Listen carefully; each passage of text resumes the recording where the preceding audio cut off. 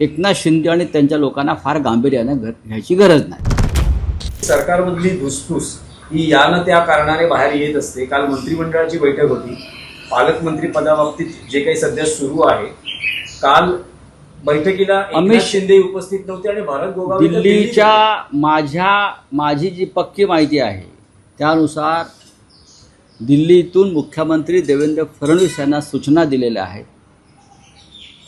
या कटकटी होतच राहणार आहेत। एकनाथ शिंदे आणि त्यांच्या लोकांना फार गांभीर्यानं घ्यायची गरज नाही, दुर्लक्ष करा आणि तुम्ही तुमच्या पद्धतीनं राज्य चालवा, अशा प्रकारच्या सूचना देवेंद्र फडणवीस यांना दिल्लीतल्या वरिष्ठांकडून पक्क्या सूचना। तसं मी तुम्हाला काल सांगितलं की मिस्टर एकनाथ शिंदे अमित शहांना भेटून पालकमंत्री पदाबाबत रडगाणं गात होते। तो गृहमंत्री म्हणाले की देशाच्या गृहमंत्री पालकमंत्री ठरवत नाही, हा मुख्यमंत्र्यांचा अधिकार आहे। पालकमंत्री पदासाठी देशाचा गृहमंत्री आदेश काढत नाही, तर तुम्ही हा विषय महाराष्ट्रातच संपवा।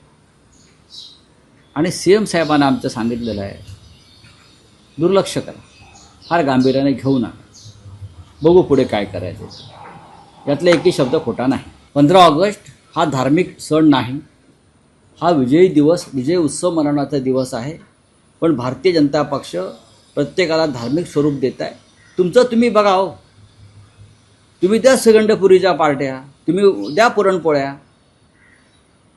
जे सरकार कामाख्या देवीच्या मंदिरात रेडे कापून जन्माला आलं, तुमच्यासमोर जे संजय राऊत उभे आहेत ते त्या मार्मिकचं प्रॉडक्ट आहे, उत्पादन आहे।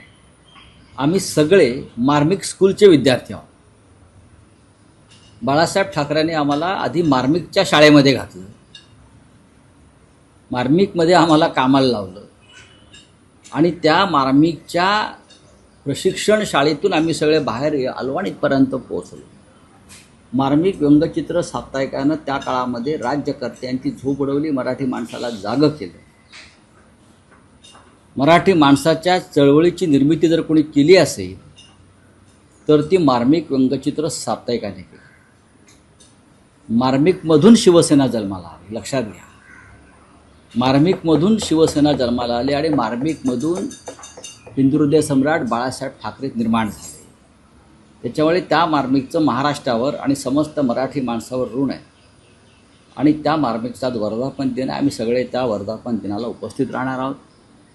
फोक ॲख्यान नावाचा एक जबरदस्त सांस्कृतिक कार्यक्रम आज तिथे आम्ही लोकांसाठी दाखवणार आहोत। उद्धवजी येणार आहेत, स्वतः माननीय पक्षप्रमुख उद्धव ठाकरे उपस्थित आहोत, आम्ही आहोत। पण मार्मिक हा एक इतिहास आहे आणि तो इतिहास ज्वलंत आहे। चलिए, थँक्यू।